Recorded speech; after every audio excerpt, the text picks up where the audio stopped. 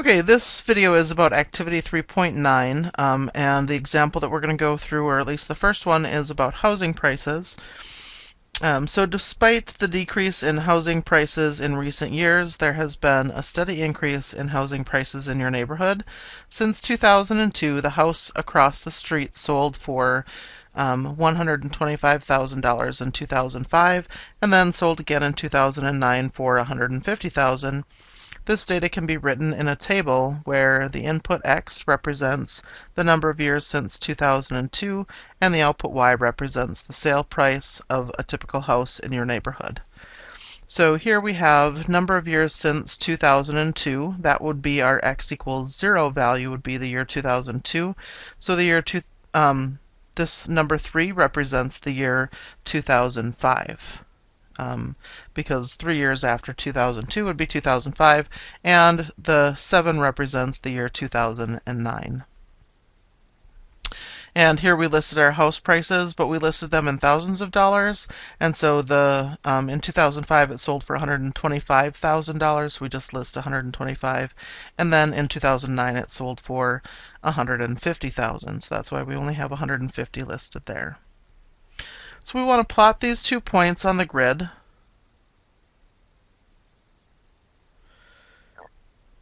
Excuse me. Below, and sketch a line containing both of them, and then extend the line so that it intersects the vertical axes, or the y-axes, and scale the input axes to include the period of years from 2002 to 2012, and that's going to be from x equals 0 to 10, and then scale the output axes by increments of 25 starting at 0 and continuing on to 250. Alright, so first we need to mark our x and y axes. So x is the number of years, and this is years,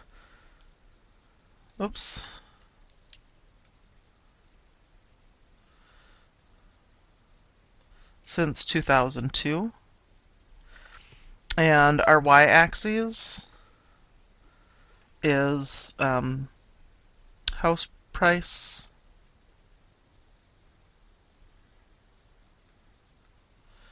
and this is in thousands of dollars.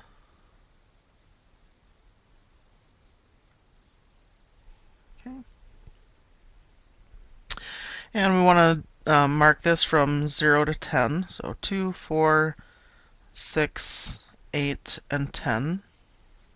And then we want to increment our y-axes so that we have 25 for each unit, so I'm only going to mark every other one, so 50, 100, 150, 200, and they said to go through 250, so we can stop right there.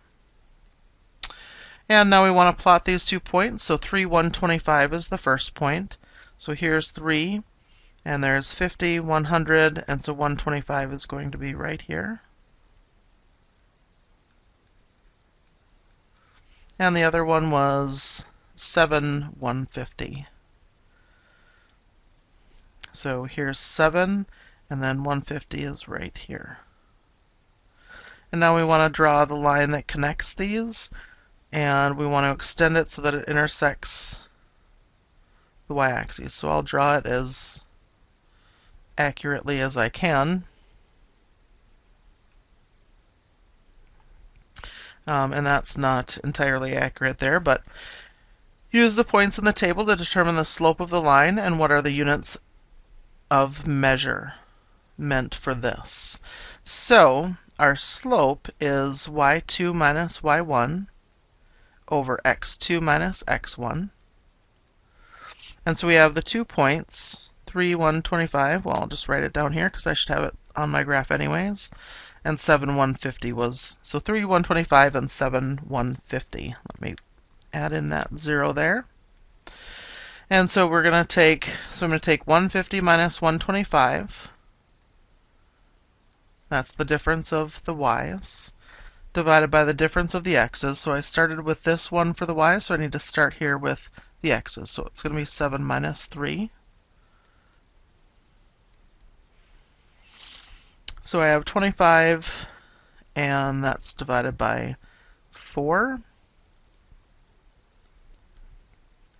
And 25 divided by 4 gives you 6.25. And what are the units of measure on this? So the numerator, remember, are the y values, and so that's dollars per year. And actually this is in thousands.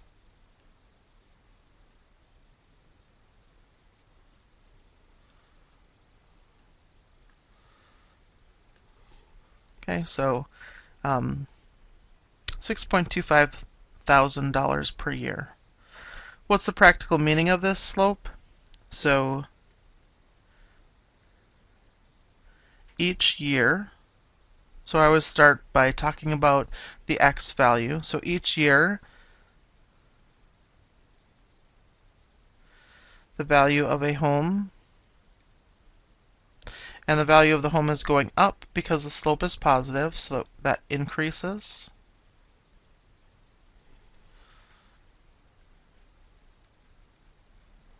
By, and it's 6.25 thousand, so that would be $6,250.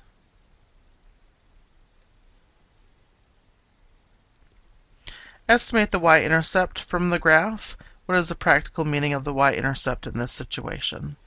So here's where it's intersecting the y-axis, so that would be what I would guess. And so I'm going to guess that it is 100,000.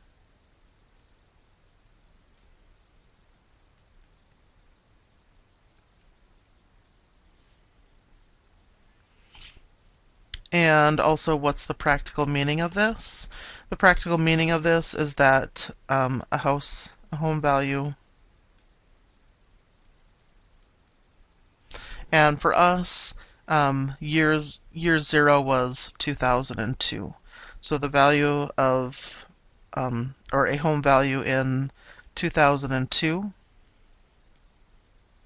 was $100,000. Use the slope and your estimate of the y-intercept to write a linear function rule for house prices y in terms of x, the number of years since 2002. So the general equation for a line is y equals mx plus b. So again, m is your slope and b is your y-intercept. So we just want to replace the m with our 6.25. So it would be 6.25x. And then plus, we guessed that our y-intercept was 100,000. And remember, in the context of this problem, we're stating these in terms of thousands, so that would just be plus 100. Okay, so this is our guessed formula, because we're not really sure if I was accurate on that 100,000 or not. So we want to test the accuracy of the function rule that we determined in problem 4 by checking whether the coordinates of each plotted point satisfy the equation. So go back up to your table. We had two data points that were given to us. 3, 125 was the first one, and the other one was 7, 150. So if I plug 3 in for x, will I get 125? So 6.25 times 3 plus 100. Whoops, wrong. I need my calculator out. And so we have 6.25 times 3. That gives me 1875. And then if I add that on to 100, I get 118.75. And so this doesn't work. So not accurate.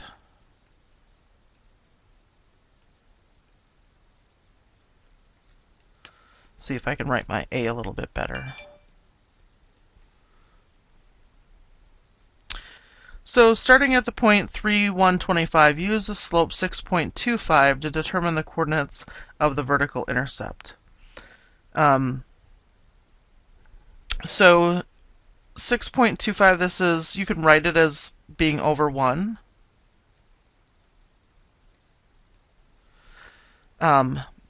So remember, this is the change in y. So this would be equal to change in y divided by change in x. And so x is okay, that's number of years, but y was our dollar value of our home, and each of my tick marks is worth 25, so 6.25 is a fourth of that. So, and I also know that because I have 0.25, which is a quarter. So if we multiply this, both the numerator and the denominator, by 4,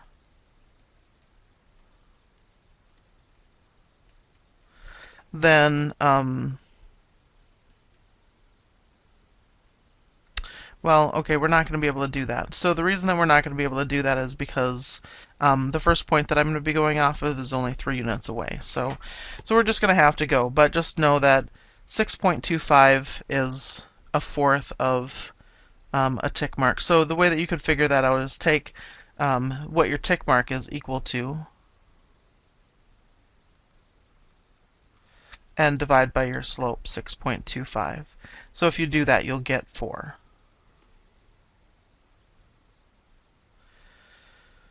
Okay, so, all right, so our slope is, so we'd want to do a change of 6.25, so that's a quarter of the way down, and then we would go over to our next point, and then we would go down another quarter of the way. Oops, so I should only be at the halfway point there, and then go down more, and then we only want to go down another quarter.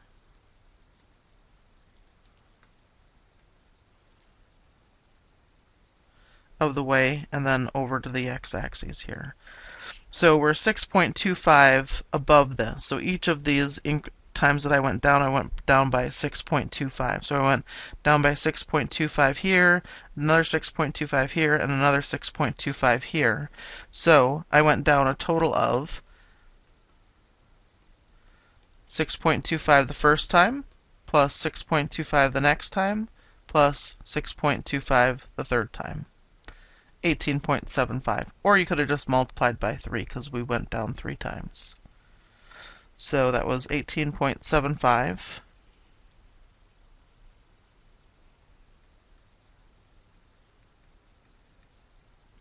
And we went across 3 times. So what I would have to do to the y value to get from this point over to the vertical axes, or my y-intercept, I'm going to have to change my y value by 18.75.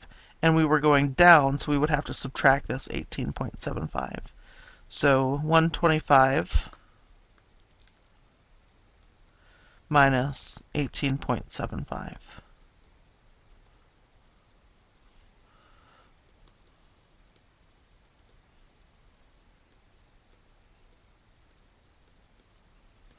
And that gives us 106.25.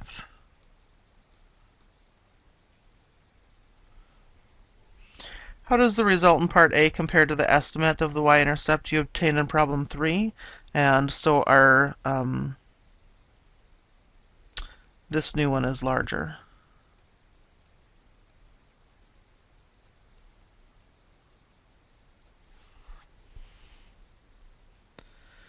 So why can you substitute the coordinates of a point into the equation? Y equals 6.25x plus b. Explain why that is possible. So the reason that it's possible is because the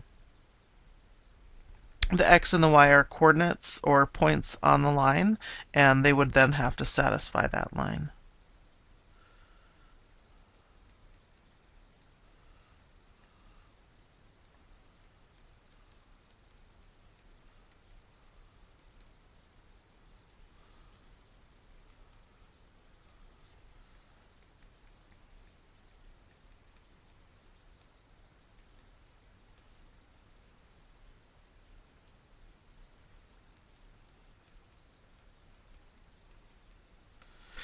Okay, so if xy is some point on the line, then they will satisfy our equations, and that's why we can do that replacement. So now I want to use the order pair 7, 1, 50 to find the value of b. So I'm going to replace x with the 7, and y with the 150. So that would be 150 equals 6.25, and then plus b, and inside those parentheses then we're putting that 7 for the x value. So now we can take 6.25 times 7, and that gives us 43.75. I'm going to change back to black.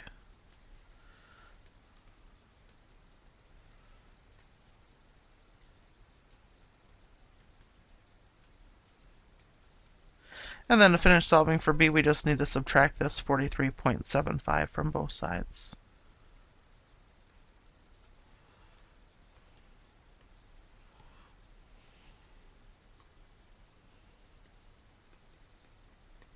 And so we get 106.25.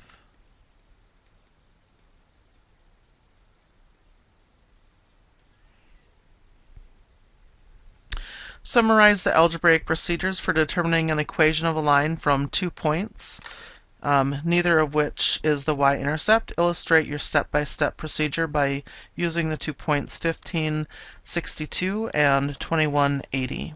So, first, calculate the slope.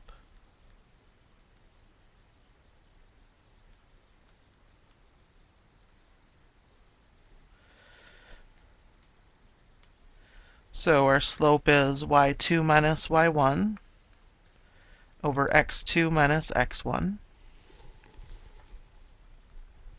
And with the numbers they gave us here, it would be 62 minus 80 over 15 minus 21. So 62 minus 80 gives us negative 18.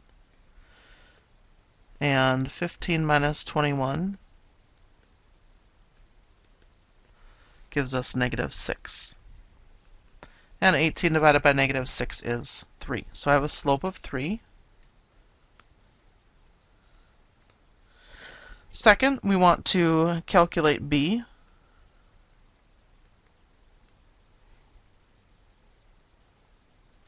And this is the y-intercept.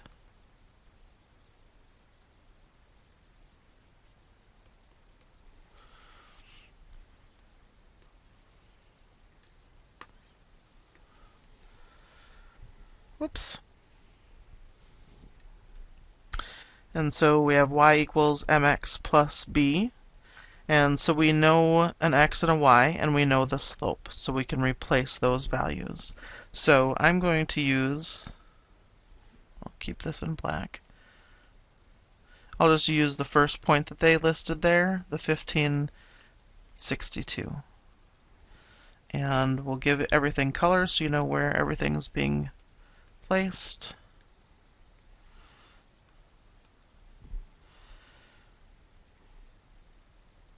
Alright, so my y value is 62. The slope I calculated is 3, and so let me change the color of the 15, I guess. We'll make the 15 green. So our slope is 3, and my x value is 15. And so the only thing I need to calculate now is b. So 3 times 15 is 45. So we get 62 equals 45 plus b, and then subtract 45. And that will give us b is equal to 62 minus 45, 17. So our equation then is y equals our slope, 3, times x plus 17. And so now if you plug 15 into this, we get 45. 3 times 15 is 45, and 45 plus 17 is 62. So we get this y value. If you plug 21 in, you should get 80. And 21, let's just do that on our calculators quickly. 21 times 3 gives me 63, and then add to that 17, and we get 80. So both of these points satisfy the equation of our line. And if you want to, you may want to add in some extra steps if that will help you out. So we have another formula. It's called the point-slope formula, and it doesn't matter to me whether you use the point-slope formula or if you use the y equals mx plus b, the slope-intercept form, to find out what b is.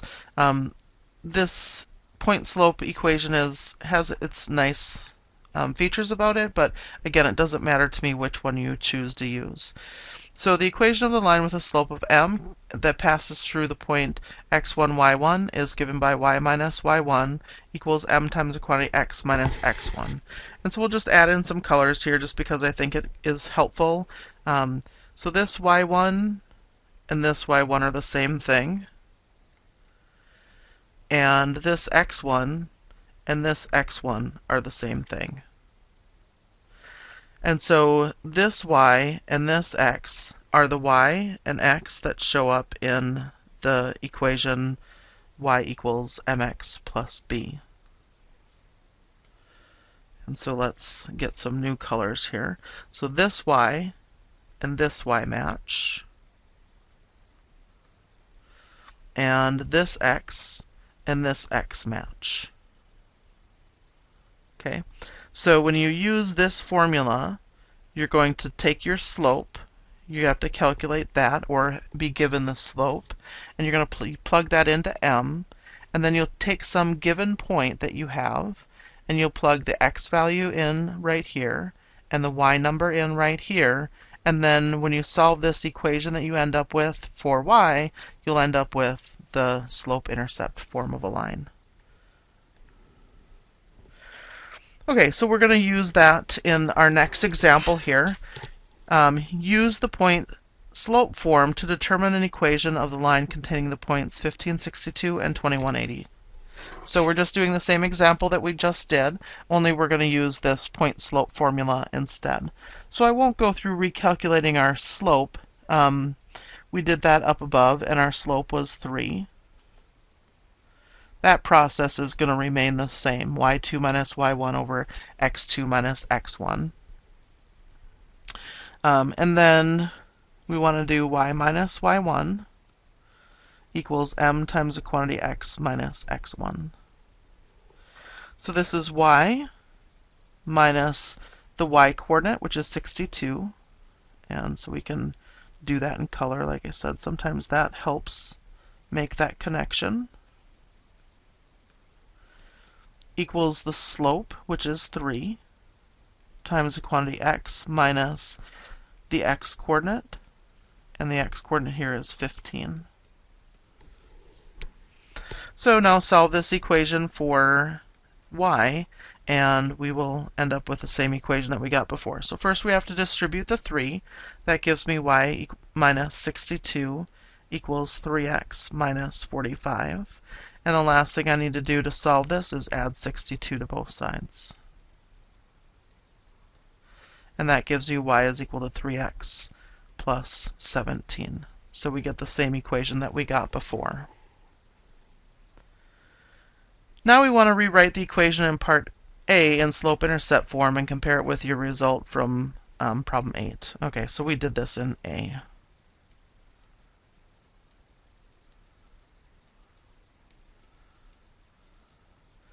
Sometimes I get a little ahead of myself.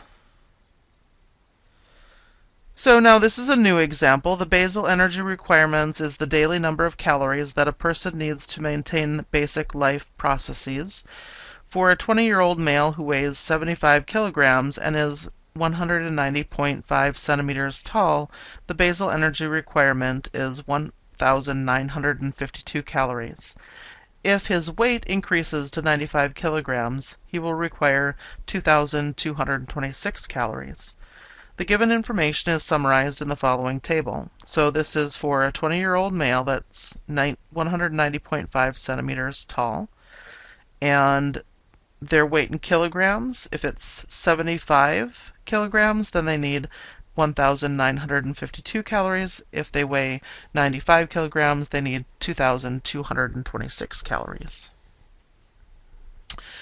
Assume that the basal energy requirement B is a linear function of weight for a 20-year-old man who is 190.5 centimeters tall. Determine the slope of the line containing the 2 points indicated in the table above. So we just want to calculate the slope here. The slope is, again, y2 minus y1 over x2 minus x1.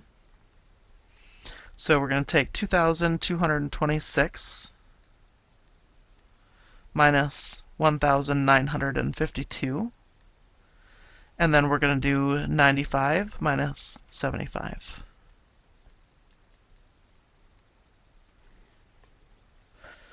So we'll just take out our calculators for that. 2,226 minus 1,952 gives us 274. And 95 minus 75 is 20. And now take this 274 and divide it by 20, and we get 13.7. And they want us to give units, but, well, we will give units, even though they maybe aren't asking for it. So these numbers in the numerator were the y value, so that's calories. And then per x is our kilograms. Okay. What's the practical meaning of the slope in the context of this situation? So I always start with talking about the x values. So for each single kilogram, so for each 1 kilogram increase in weight,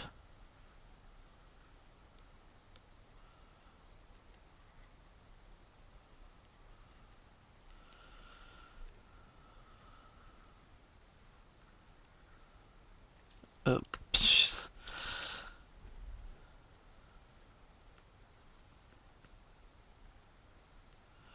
The calorie needs increase by 13.7. Determine the symbolic rule that expresses B in terms of W for a 20-year-old 190.5 centimeter tall male. So basically we want to write the equation of the line that has those 2 points. So we already have the slope. Use either one of the two methods for calculating B. You could either use the point slope formula or you can use the slope-intercept formula.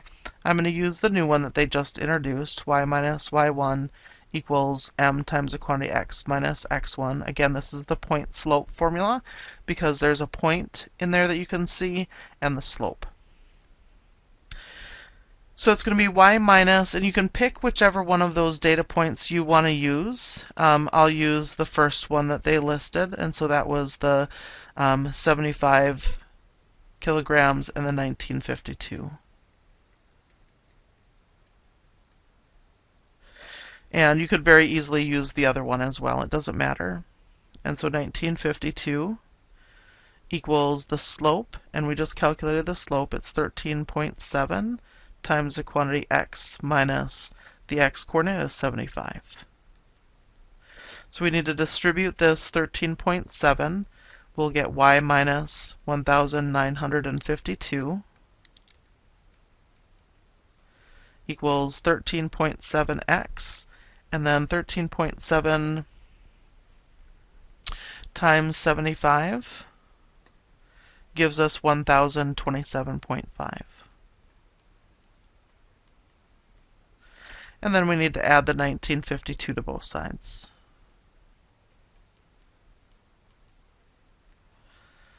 So that will give us the equation y equals 13.7x plus, take this number and add to it the 1,952, and we get 2,979.5.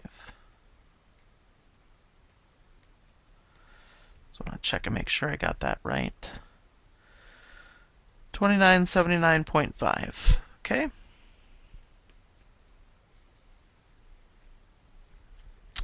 And does the B-intercept have any practical meaning in this situation? Determine the practical domain of the basal energy function. So, oh, that's right. I was supposed to do this. Sorry, I do that frequently. Change the letters so that they're X and Y just because that's what I'm used to using, and so these should really be B's and W's. Let's see, where else do I need this? We can change these as well. So B2 minus B1 over W2 minus W1. If we wanted to be technical about it. Usually when we write out the equation for that, we would leave it. Same here, you could change these to B's and W's as well. So this would change to B minus B1. And this would change to W minus W1.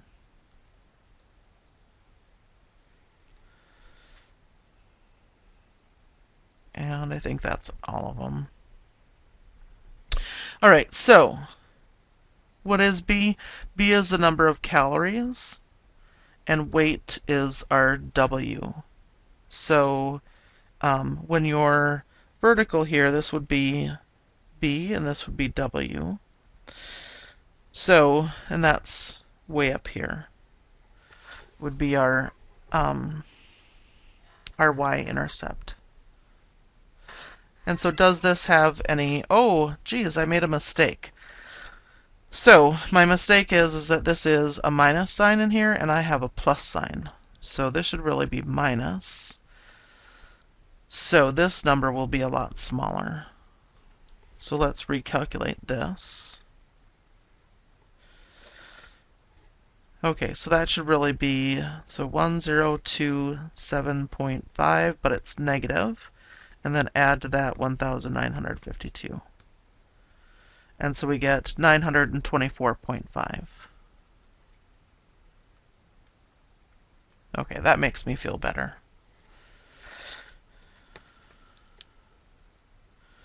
Okay, so down somewhere low, and then we have a positive slope. So here's our our line. And so when you're on the b-axis here, what this means is that the W there is 0. So does this have any practical meaning? No, because nobody would ever weigh 0 pounds.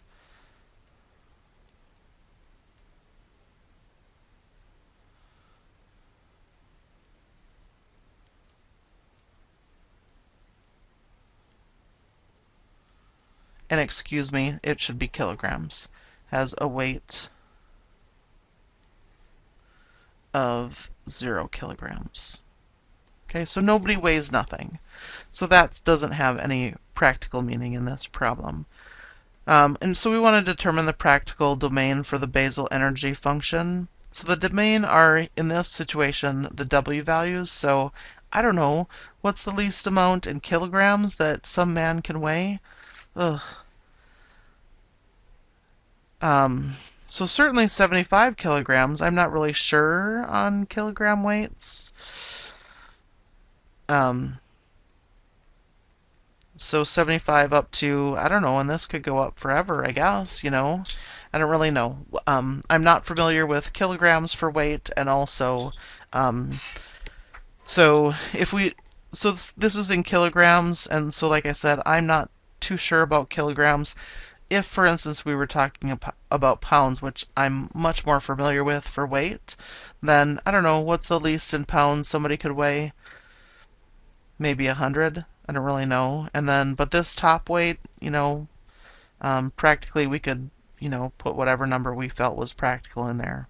For a male, I don't know, 300 pounds probably isn't all that unusual. So anyways, if I'm going to ask you about a domain problem, it would be to just list them, and it will be in the function stuff. So don't worry about this practical domain stuff too much. And that finishes off this lecture. If you have any questions, let me know. Thanks so much.